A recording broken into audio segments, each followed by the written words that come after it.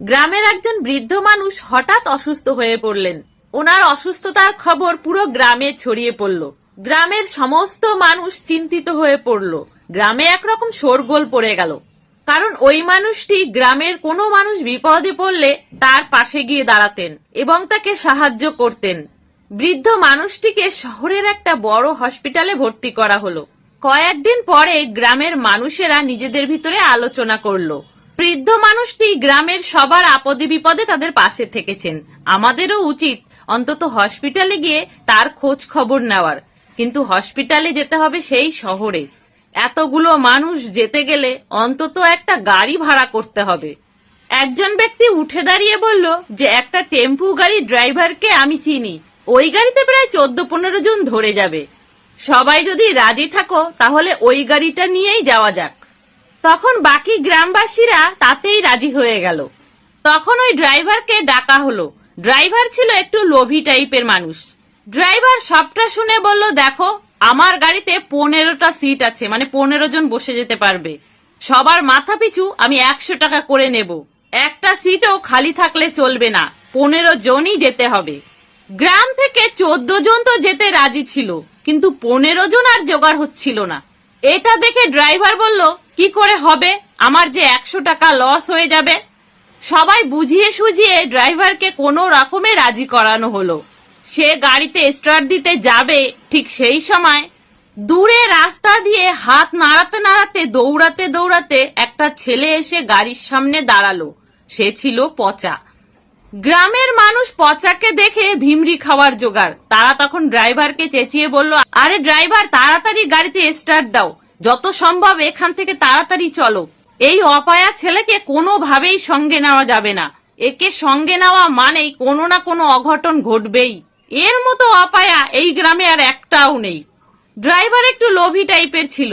সে বলল, আরে কি অপায়া পায়া, এসব আবার কিছু হয় নাকি?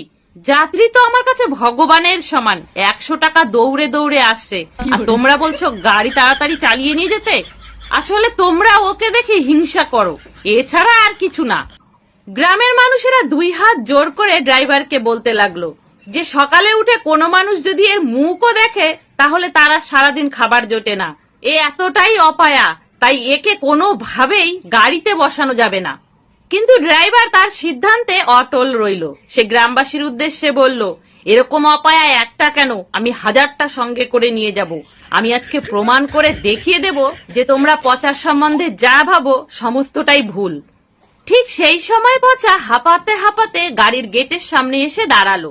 গাড়ির ড্রাইভার দরজা খুলে বলল, পচা স্যার, আসুন আসুন, আপনার জন্য গাড়ির সামনের সিট খালি রাখা হয়েছে, এই সামনেই আপনি বসুন। এই গ্রামবাসীরা তো বলেছিল আপনাকে না নিয়েই চলে যেতে, কিন্তু আমিও বলেছি আপনাকে না নিয়ে কোনো মতেই আমি এখান থেকে যাব না। পচা গাড়িতে পা রেখে বলল, আমি একটা কথা বলতে চাই। গ্রামের প্রধান সাথে সাথে বলে উঠল, চুপ, একদম চুপ, তোর মুখ থেকে যেন একটা কথাও না বার হয়। তুই চুপচাপ করে ওই সিটে বসে থাকবি, তোর ওই অপায়া মুখ থেকে একটা কথাও বার করবি না। প্রধান মশাইয়ের এই কথা শুনে পচার উপরে ড্রাইভারের খুব মায়া হলো। ড্রাইভার তখন প্রধান মশাইকে বলল, আরে প্রধান মশাই, কি করছেন, বলতে দিন না ওকে, ও যা বলতে চাইছে। বল ভাই পচা, বল তুই কি বলতে চাস, বল। এই গ্রামবাসীরা তোকে কোনো কথা বলতেই দেয় না। আজ তোর মনের যত কথা আছে সবই বলে ফেল, দেখি কে কি বলে, আমি তোর সাথে আছি।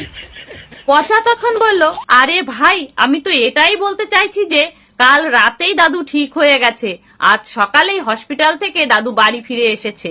খালি খালি 1 গাদা টাকা খরচ করে আর সময় নষ্ট করে কেন তোমরা হসপিটালে যাবে? সবাই গাড়ি থেকে নেমে এসো।